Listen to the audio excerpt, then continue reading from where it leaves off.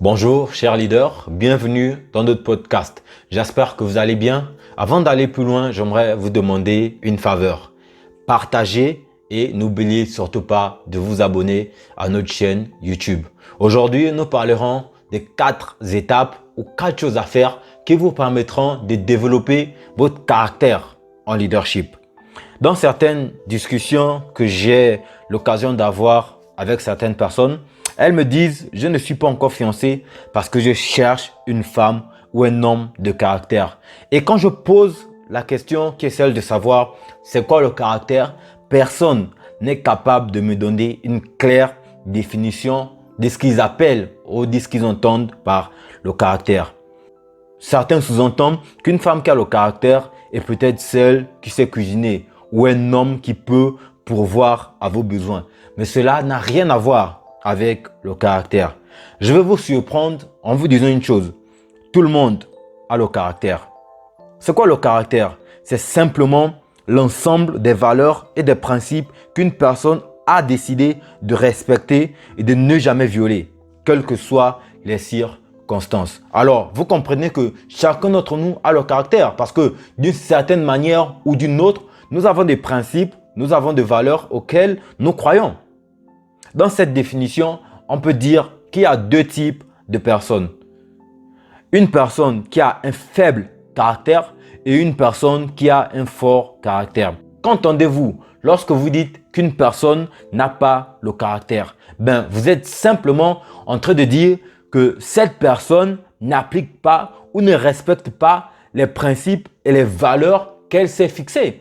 C'est de ce dont il s'agit. Et lorsque vous dites qu'une personne a le caractère, c'est simplement une personne qui a décidé d'appliquer ou de respecter ses valeurs, ses convictions, ses principes, peu importe les circonstances. Donc, si vous croyez en l'honnêteté, vous n'allez pas mentir. Du moins, vous ferez tout ce qui est de votre part pour ne jamais mentir. Si vous croyez en la fidélité, vous n'allez jamais tromper votre épouse, vous n'allez jamais tromper votre époux. Si vous croyez en l'intégrité, vous n'allez jamais voler ou dérober ce qui est à autrui. C'est ça le caractère. Et donc, nous avons tous ce challenge d'être des hommes et des femmes qui ont le caractère, en qui d'autres personnes peuvent nous faire confiance. Parce que sans le caractère, il n'y a pas le leadership. Alors, comment parvenir à développer un bon caractère en leadership? Premièrement, vous devez identifier ce que vous avez du mal à respecter. Il est important pour vous et moi de se connaître, de découvrir les valeurs que nous avons du mal à respecter ou du mal à mettre en pratique. C'est en identifiant clairement les valeurs que nous avons du mal à appliquer qu'on peut progresser. Et donc, si vous êtes par exemple étudiant, vous devez connaître vos lacunes, vous devez connaître les modules ou les matières dans lesquelles vous ne vous en sortez pas pour pouvoir progresser. Et donc, il m'arrivait par exemple de faire cet exercice. Quand je mentais, je notais toujours, ok, je peux peut-être menti hier, je peux peut-être menti aujourd'hui. Et donc, je le note et je fais l'effort de ne pas mentir demain ou de ne pas mentir dans la semaine. Et donc, c'est comme ça qu'on peut tous progresser. Vous devez d'abord identifier ce que vous avez du mal à appliquer pour pouvoir ensuite être capable de progresser dans ce domaine. Aucun médecin ne peut soigner un malade s'il n'a pas clairement identifié la maladie. Si vous découvrez que vous avez un problème dans un domaine particulier, vous devez d'abord découvrir quel est le problème que vous avez dans un domaine particulier. Ensuite, cherchez comment devenir plus fort dans ce domaine. Vous ne pouvez pas progresser, vous ne pouvez pas évoluer si vous n'avez pas identifié clairement quels sont les principes, quelles sont les valeurs que vous avez du mal à respecter ou encore que vous avez du mal à appliquer. Vous savez, les failles de caractère que nous négligeons aujourd'hui, nous combattrons demain. Et ces failles, ces choses, nous combattrons quand nous serons au sommet. Et donc, il est important pour nous de prendre la résolution de pouvoir avoir un certain standard, de pouvoir avoir certaines valeurs, de pouvoir respecter certains principes. C'est ce qui a manqué aux leaders qui nous ont précédés. Mais parce que nous avons entamé une nouvelle décennie et il y a une nouvelle génération des leaders qui sont en train d'émerger dans l'Afrique.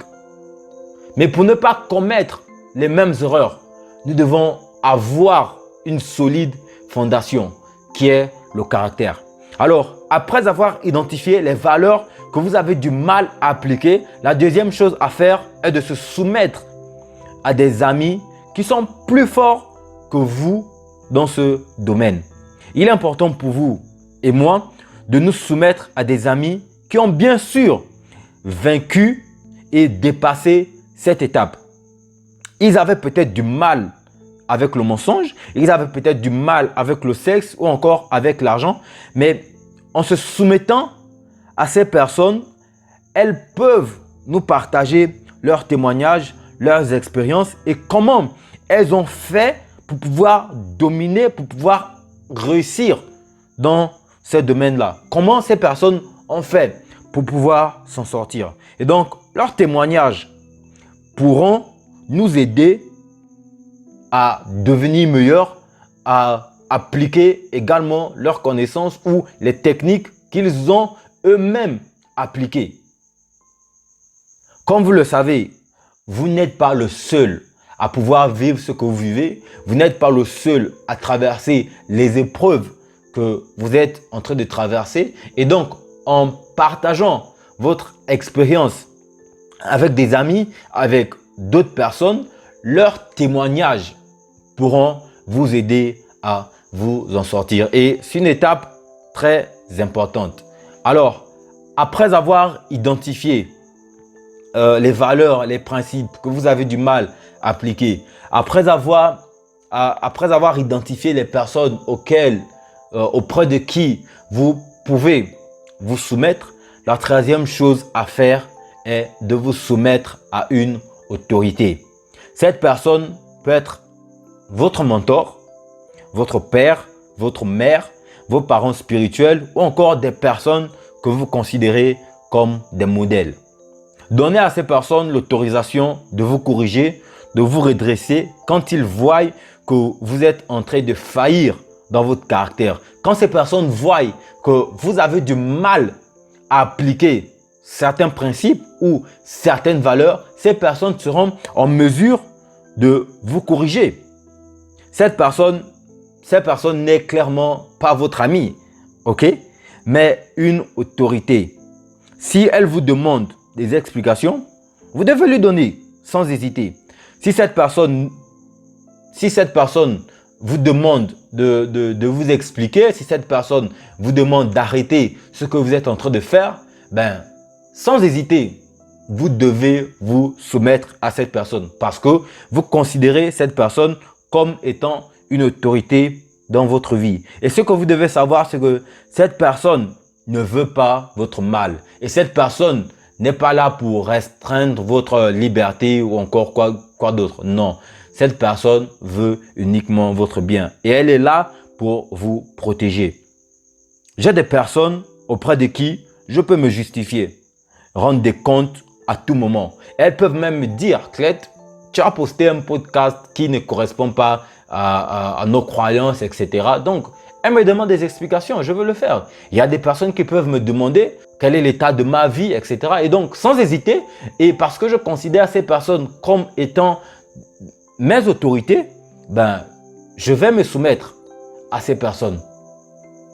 Et donc, identifier quelles sont vos autorités. Identifiez un mentor, identifiez une personne à qui, sans hésiter, vous serez prêt à rendre des comptes. La dernière étape est simplement de vous soumettre à l'ultime autorité qui est Dieu. Si vous lisez attentivement dans la Bible, vous découvrez une recommandation particulière lorsqu'il a toujours fallu choisir un leader. Dieu a toujours demandé de choisir un leader qui le craint. C'est très simple.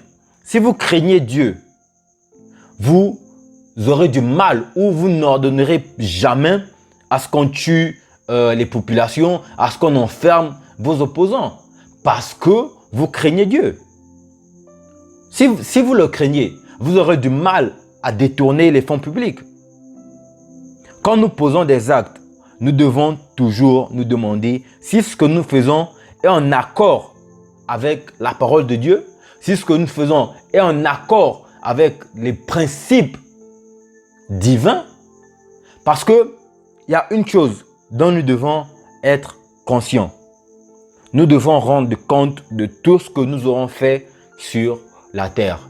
Et c'est à Dieu que nous allons rendre compte. Et donc, j'aimerais pour vous et pour moi que nous vivons avec cette conscience. Nous allons rendre des comptes un jour. Et donc, posons-nous toujours la question avant de poser un acte. Est-ce que ce que je fais correspond à la parole de Dieu? Est-ce que ce que je fais respecte les principes divins?